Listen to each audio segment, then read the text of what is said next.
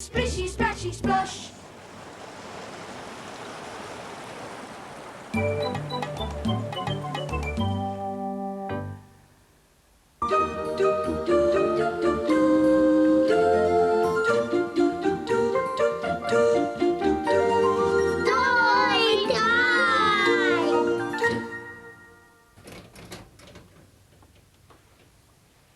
Hello. Coming, Poppy! Somewhere in this room, Poppy is hiding. See if you can help me find her. Through the jungle, quietly creeping, prowling, crawling, hiding, seeking. Aha! I can see some toes are peeping.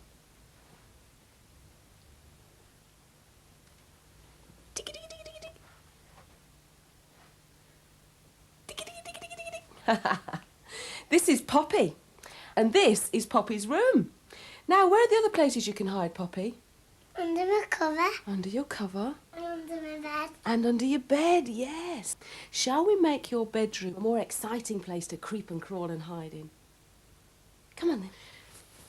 I just need some help to finish making this paper grass. Can you do that for me? Okay. Can you tear it? Yeah.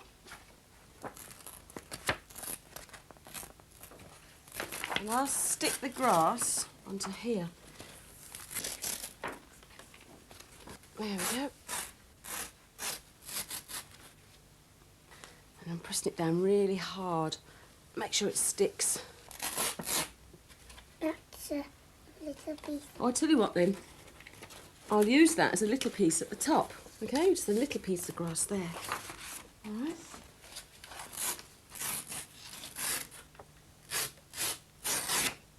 And I'll put that there.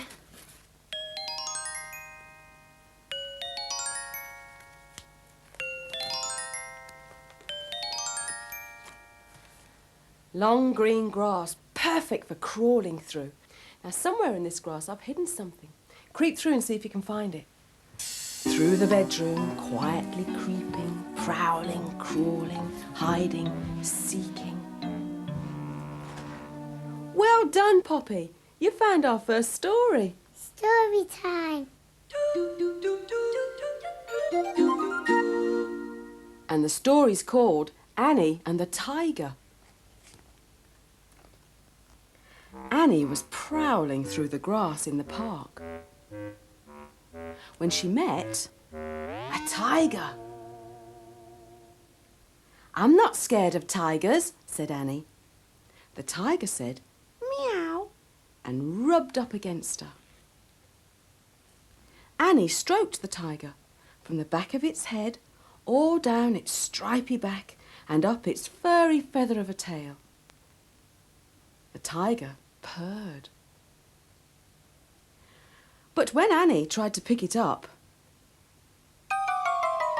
the tiger ran away. Annie ran after the tiger, through the bushes, under the bench,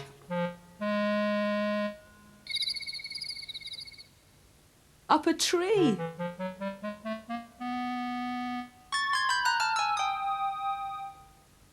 and onto the wall. Then the tiger flicked its tail and disappeared. Annie stomped home. She was wet. She was muddy. She had a hole in her trousers and water in her boots, and she didn't have the tiger.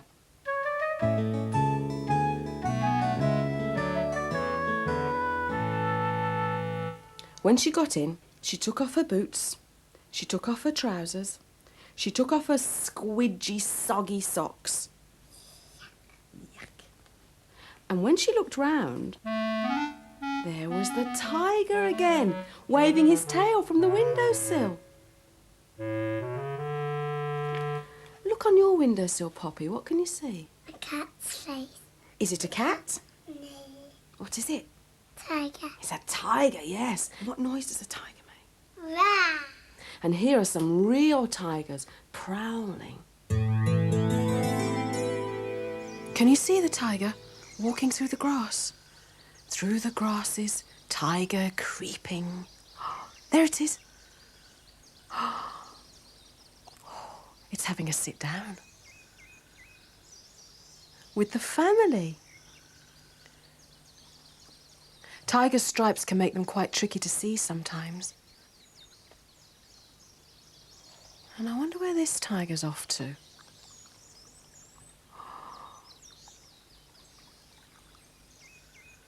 Down to the river. I think it's going to have a drink.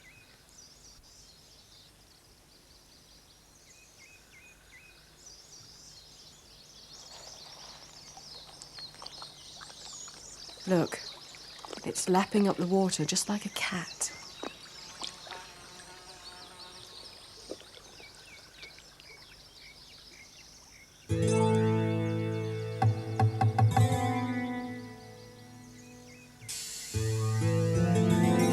Through the jungle, tiger walking, slowly moving, seeking, hiding. Tiger waiting, watching, listening. Tiger rushing, running, leaping. Through the water, tiger swimming.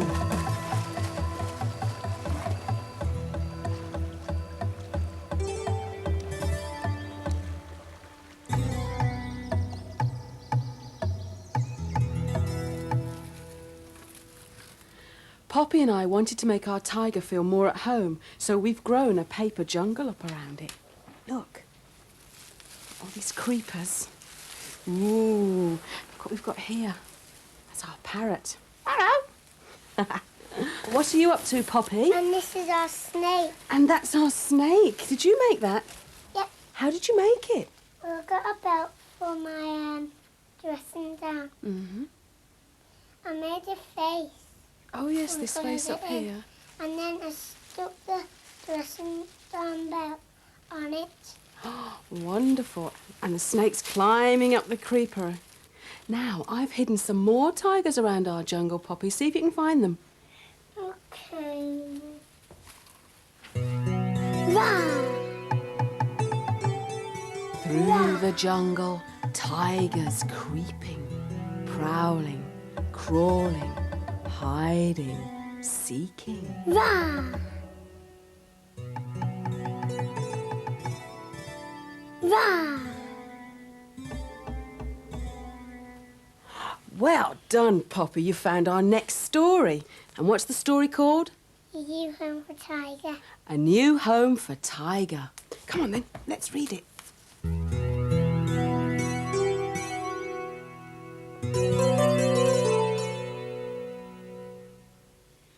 Once upon a time, there was a cheerful, tawny tiger. He could swim like a fish, he could eat like a horse, and each night he slept like a dormouse. One day, at dinner, Mother Tiger looked excited. "We're moving, Tiger," she told him. Then she took Tiger outside and pointed across the lake. "I've found a new house for us, and tomorrow we must pack up our things." Early next morning, Tiger put his toys in a pile.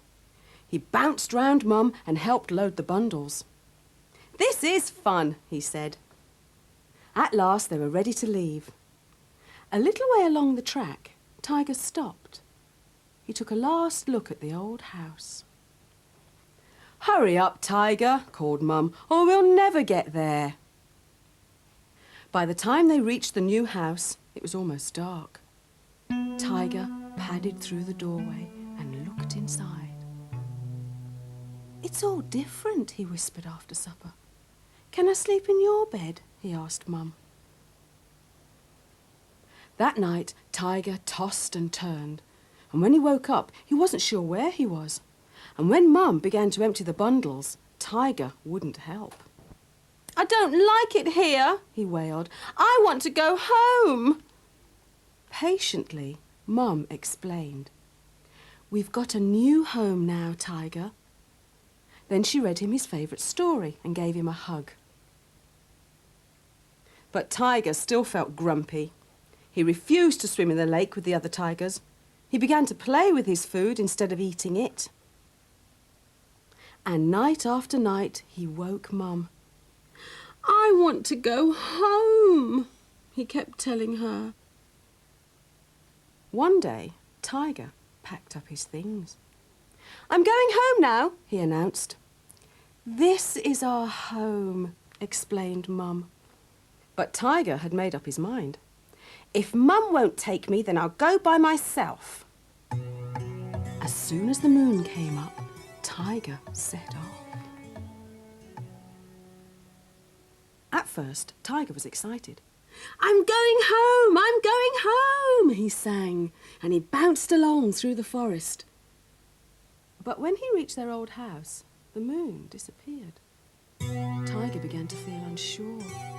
He looked nervously over his shoulder. Then he padded inside. "I'm home. I'm home," he whispered into the empty house. But home didn't feel right. There was no sound of Mum humming or snoring. There was no smell of her warm fur or a tasty meal. There was no one to give him a hug or tell him a story. Tiger felt confused. Then he realised what was wrong. Tiger bounded all the way back through the forest. Mother Tiger woke with a start. "Whatever is it?" she asked. "I want my home," cried Tiger. "I want my home." Mum sat up and yawned. "This is our new home," she began, but Tiger wouldn't let her finish. "I know that now," he cried. Then he tried to explain. "There's no home left in our old house," said Tiger, "because it's all moved here." Next morning, a cheerful, tawny tiger went out to play. He splashed in the lake with his new friends. "Come to dinner at my house," he told them. That night, Tiger bounced on his bed at bedtime. "It's time to tuck me in," he shouted to Mum. But Mum was still clearing dinner, and by the time she came in to Tiger, he was sleeping like a dormouse.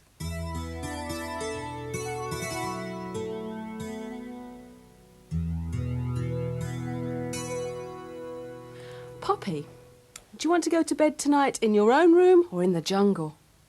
My own room, please. Okay, hide your eyes then.